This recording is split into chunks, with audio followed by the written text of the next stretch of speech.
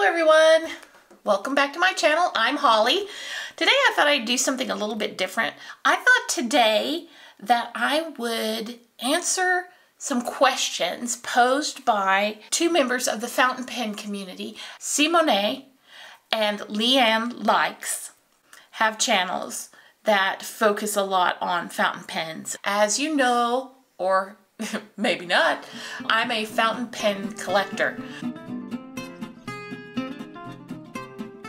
A lot of folks in the fountain pen community have been responding to those, and I've so enjoyed those videos. I thought I would share my answers to those 8 same questions. The first one is, when and how did your fountain pen journey begin? And I know exactly when. I can pinpoint it. It is so clear in my mind. I was living in Boulder, Colorado about 25 years ago. I worked at the daily newspaper there called the Daily Camera. It was winter. It was really snowy. Like, I was having some serious cabin fever. It was one of those snows that never seemed to end. It was heavy and wet, and I was just sick of being indoors. And I was at work, and one of my coworkers, her name's Vicki Lane. Vicki was a big journaler, writer, reader like me. We instantly bonded over those things. She suggested that we walk up to one of her favorite little shops on the Pearl Street Mall there in Boulder at lunch, just for something different to do. It was called Two Hands Papery. It's still there, I believe, on the Pearl Street Mall in the same location, but I'd never been in. And since I didn't have any plans for lunch, I said, sure, let's do it. Let's go. And honestly, it was glorious. When we walked in, the store was warm and glowing. Golden light was spilling out onto the cold, snowy street. It was like coming home. I was suddenly surrounded by stationery, 360 degrees worth of cards, handmade paper, letter sets, blank books, journals, and they had a bunch of glass-fronted cases of the most amazing pens, fountain pens in particular. And at that point, my eyes were opened. The veil was lifted. Both Vicki and I walked away with purchases that day.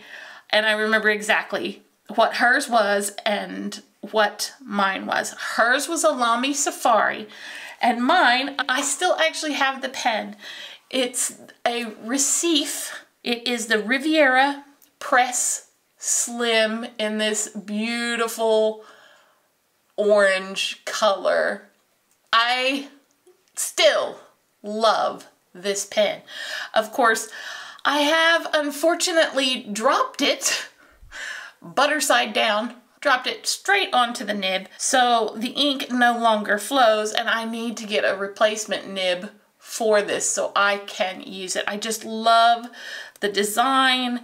It's got this really cool retro Art Deco feel to it. It's super light resin. It is still just one of my favorite pens. I just love the look of it. And that really got me started. I will always keep it because it conjures up those memories of my friend Vicki in particular, who has since passed away, and that time and place in my life. It conjures it up like magic. And so this pen has some serious sentimentality attached to it. I went back to that same store after I got another couple of paychecks under my belt, and I purchased a second pen. And that pen I also still have because it is one of the new classics. It is a Pilot Vanishing Point in the blue Carbonesque, and it is still so beautiful. It is one of my favorite pens, and it is definitely still in the rotation. I did replace the original nib, and it now has a gold nib in it. And it is a great little writer. It's still going strong. Really, this is where the love of the Pilot brand began. Pilot is still one of my favorite brands of fountain pens. I love all of them, and especially the Vanishing Point pens. I will tell you, Vicky was shocked when I told her how much I paid for it. She seemed to think she created a monster by taking me to that store. And maybe she did, because I am still collecting some odd 25 years later. The second question is, what were your favorite inks in the beginning? And what are your go-to inks now? My favorite inks in the beginning of my fountain pen journey were basic. I didn't have a lot of money. The few pens that I'd purchased were written with every day, and they were serious workhorses. I had these 2 inks and some cartridges in basic black. So the inks that I had were both J. Bond in bottles, the Pearl Noir, which is their black, their basic black, and then this brown Café d'Îles, also by J. Bond. And the Pilot cartridges that I had were also in black. I wouldn't say they were favorites, but I used them for years and years without a whole lot of variation. When I started truly collecting in earnest about, 10 years ago, my stash of inks exploded. Now, most of them are samples, and I love those companies that provide samples because I love swatching inks and having the option to write in color for pen pal letters, even though my daily use ink is still Diatramentis document ink in black, in a Pilot Vanishing Point, also in black. This is my everyday carry. I use it for almost everything, and it's an extra fine. That combo, you can't go wrong with it, but let's face it, it's pretty boring. If we're talking color, my go-tos for color are this pen here. This is a Kaweco Student in 60s Swing. It's an extra fine, and the ink that's in it is the Sailor Ink Studios number 370, and it's a sagey green. I've been having a little bit of a green phase lately, but it is lovely. It's almost this color here. I like writing in this green. Now this is an extra fine, but it's still a lot more bold than that Pilot black. And I also have this Sailor Compass 1911 in the transparent brown. It is filled with Noodler's Pecan, which is a reddish brown, very much this ambery kind of color. This is a medium fine nib, and I really like these as well. These pens, as you can tell, I have several colors of this same exact pen, as well as several colors of this pen in my collection. This is part of my collection here. Those are currently my go-to inks. As for a fancy special occasion ink, I would have to say Color vs. Witch by Starlight. It's a shimmer ink exclusive to Goulet pens, and I have it in a clear TWSBI Go. I'll show you an example of it in this little swatch book here. I have it. Oh, there's a little swatch of it, but I have a nice big swatch of it in here. Hang on, let me find it. It's here. Ooh, there she is. Yeah, isn't that pretty? Oh, look at all the beautiful shimmer and that like deep, I would call that a deep navy. That little purple in it. But it's Witch by Starlight, named for this witch nebula here. For super fancy, if we're talking shimmer inks, that one is a go-to. But I'm not really big on shimmer inks as a whole, but I made an exception for that one. Question number 3. How have your ink and pen tastes changed over time?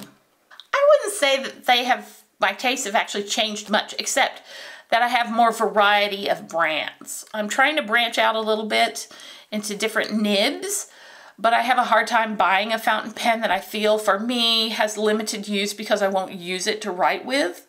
Something like a double broad or a music nib. But, you know, how can I say I hate it if I've never even tried it? You know, I'm still working on it. I'm working on adding a few here and there to the collection. I felt like my recent purchases of medium fine versus the extra fine or fine that I usually buy was really outside of my comfort zone. Also, purchasing and using samples of inks in wild colors with cool characteristics like shading, sheening, and shimmering. I'm kind of over demonstrator pens. I'm finding that I recently am preferring pens that have more opaque barrels where you can't see the ink. My preference is shifting more in that direction for the actual pens themselves. Question number 4. Are there inks and pens you have yet to try but would like to? Ooh, yeah. Yes, most definitely. I would like to try more Australian inks, particularly from Troublemaker and Van Diemen's, but they can be kind of hard to find samples of those in the States. Probably, though, my next inks will come from Yoseka Stationery because I'd like to try some of their Ink Institute colors, particularly this new cat line. The bottles are so cute. Lennon Toolbar had some new seasonal colors. They also have their own line called Ceramics that I would like to try some samples of. I could go on and on and on. As far as pens go, I would like to try a Sailor pen with a zoom nib. It just sounds so interesting. I'd like to test drive a Pelikan. Souvron, I think is how it's pronounced, or a Pelikan Classic. I've never written with that brand. Even though I haven't been drawn to purchase one, I'd like to write with a Benu, Euphoria. I'd just like to see if it's any good. They're a little sparkle-rific for my tastes, but hey, I'm willing to try them out. Question number 5. What is your Grail pen? As a collector, how would I define, what would I define as a Grail acquisition? To me, a Grail would be one that is so beyond my reach as to be almost mythological. So I'm going to aim high here. I would say it would have to be like a Namiki, Yukari, Makai. I really love, there are two that I think are so beautiful. They have kind of outer space themes. Shooting Star is incredible. I think that might be my first choice, and then the backup would be Milky Way. The thing about a Namiki pen, though, is it's a work of art. It's an investment. You're showing your patronage of a very specific art form. And honestly, to be able to afford a Namiki, I would either have to marry my next ex-husband for money, or I would have to win the lottery. Those are the only two ways I can afford those kinds of pens, especially if I bought something from the Royal line. My favorite being in that line of Namiki pens, the Lioness and Cubs or the Owls. I mean, look at them. They're so incredible. My eyes are like drooling just looking at them. It's disgusting. Even then, even if I had one of these pens, I don't know if I could bring myself to write with them. Could I write with a pen that costs more than my car? I don't know. But, you know, that's why it's a Grail pen. The likelihood of me ever acquiring one of these is slim to none. But they sure are pretty to look at. Question number 6. How many pens do you currently own?